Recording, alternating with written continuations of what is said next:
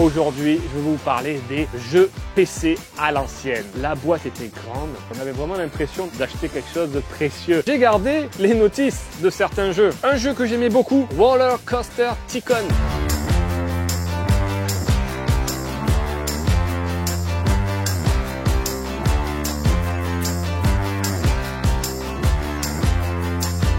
Salut les aventuriers, vous êtes de nature curieuse, vous aimez les trésors en tout genre, vous êtes au bon endroit. J'ai farfouillé et recherché pendant des heures ce dont je voulais vous parler aujourd'hui et je me suis rendu compte qu'en fait, je n'avais plus ce dont je voulais vous parler aujourd'hui. En fait, du moins, j'ai retrouvé une partie, trêve de mystère. Aujourd'hui, je vais vous parler des jeux PC à l'ancienne. À la fin des années 90, les jeux PC, c'était pour moi ma religion en quelque sorte. J'adorais passer des heures devant l'ordinateur à jouer à des jeux comme Half-Life, Tomb Raider, comme SimCity. Tous ces jeux m'ont beaucoup marqué à l'époque et voilà, je voulais vous montrer à quoi ça ressemblait car à l'époque, les jeux vidéo étaient dans des boîtes. Ça ressemblait un peu à des boîtes à chaussures, un peu plus petites bien sûr. Dedans, hop, on ouvrait et il y avait le jeu et le fascicule. Je n'ai plus ces boîtes car pour gagner de l'espace, à un moment donné dans ma vie, je me suis dit, je vais jeter ces boîtes. J'ai gardé les jeux, bien sûr, le CD-ROM, avec les notices. La boîte était grande. On avait vraiment l'impression d'acheter quelque chose de précieux. Et dedans, surtout, il y avait une notice. Parce que j'ai gardé les notices de certains jeux. Par exemple, j'étais un grand fan de... je suis toujours un grand fan de Formule 1. Et fin année 96, il y avait ce jeu qui est sorti, c'est F1 Racing Simulation. L'année 1996, c'est l'année où j'ai commencé à m'intéresser à la Formule 1. J'en parle dans cette vidéo où j'aborde le thème de Michel Vaillant. Voilà, si jamais ça vous intéresse, regardez-moi ce fascicule. Et il y a plein d'informations dedans, les différents modes de jeu, les arrêts au stand, comment ça se passe. On pouvait déjà bien régler sa voiture. J'expliquais donc le survirage, le sous-virage. Franchement, c'est super complet. Donc il y a tous les pilotes aussi. Donc il y avait les écuries, les pilotes, les différents circuits. Moi, les fascicules, ça me manque aujourd'hui. On est dans une ère du dématérialisé avec PlayStation, Xbox ou encore Steam sur PC. On télécharge, on achète le jeu en ligne et on n'a rien en physique. En vrai, le jeu ne nous appartient pas vraiment, alors que là, on avait vraiment le jeu avec sa galette et surtout le fascicule. Et le fascicule, pour moi, c'est l'essence même du plaisir quand on achète un jeu. Parce que une fois qu'on a terminé de jouer, combien de fois j'ai pu tout lire, relire et continuer à jouer, parce que quand on est petit, on n'a pas le droit de jouer des heures et des heures, bien sûr. Ça permet de continuer l'expérience. Encore un jeu de F1, mais celui-là, c'est F1 2000, donc c'est bien plus tard quand eSport a repris la Formule 1. Là, on était encore dans les boîtes, parce que comme vous allez le voir bien après, hop, on a terminé les boîtes, on est passé dans les jaquettes comme les DVD. Un jeu que j'aimais beaucoup, Roller Coaster Tycoon. Donc ça, c'est un jeu où on crée son parc d'attractions, on peut créer donc ses montagnes russes. J'adorais tout ce qui était gestion. Donc j'avais commencé aussi avec Dungeon Keeper 2 de Peter Molineux. Ça, c'est un jeu que j'ai surkiffé aussi, où il fallait gérer un donjon. On était méchant en fait et on avait des démons, il fallait gérer donc ses ressources, conquérir d'autres territoires en tuant des héros. Voilà, ça c'était vraiment chouette. Un autre jeu de gestion, mais là basé sur la Formule 1. Là on est sur Grand Prix World. Voilà, ça c'est un jeu où on gère son écurie. Maintenant il y a un jeu, il avait fait un manager 2022 et c'était vraiment l'ancêtre et surtout très très complet. Là j'ai retrouvé une pochette où dedans il y a des jeux qui étaient offerts gratuitement dans les magazines de jeux vidéo. Donc là par exemple il y a Redline Racer dans PC Jeux, voilà, ça c'était en 2000.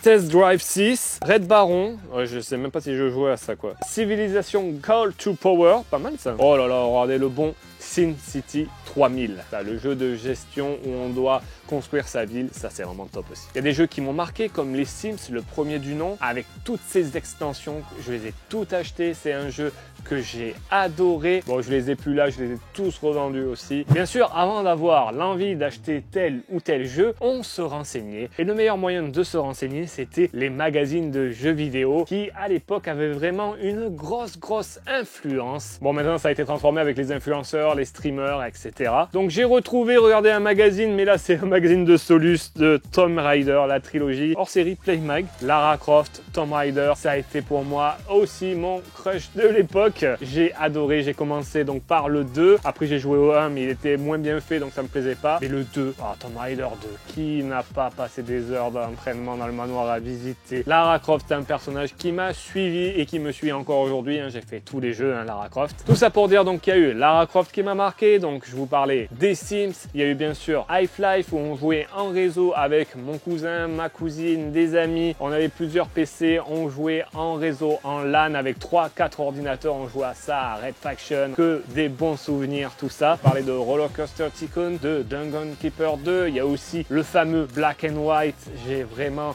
été hypé de fou par tous les magazines qui disaient que c'était un jeu révolutionnaire. On jouait un espèce de dieu, on devait gérer une créature, gérer son peuple, il n'y avait pas d'interface. J'ai acheté le jeu lors de sa sortie, il ne marchait pas quand je l'ai lancé, il manquait un driver, je sais pas quoi, ça a été tout un bordel. Et finalement j'ai réussi à le faire marcher. Je trouvais très dur à l'époque, en fait il n'était pas si compliqué que ça, mais bon bref. Voilà, c'était que des bons souvenirs. Bon, quand on y repense, c'était pas le meilleur des jeux. Peter Moulineux a toujours eu la réputation de vendre du rêve. Quand on jouait à ces jeux, il y avait pas mal de promesses qu'il avait faites qui n'étaient pas tenues. Mais bon, peu importe, moi j'ai toujours adoré ces jeux, ces God Games où on joue un espèce de dieu en fait, et adoré par exemple les Fable, Fable 1, Fable 2, Fable 3, même s'ils ont, on va dire, quelques défauts. Passons, ça c'est autre chose, parce que là je vous parle de jeux que je n'ai pas retrouvé les boîtiers, pourtant je les ai. Tomb Raider Legend, voilà, là on est arrivé dans des formats plus traditionnels. C'est quand Crystal Dynamics a repris Tomb Raider pour relancer la licence, et ils s'en sont très bien sortis, ça c'était vraiment très très bien. Petit aparté, hop, j'ai retrouvé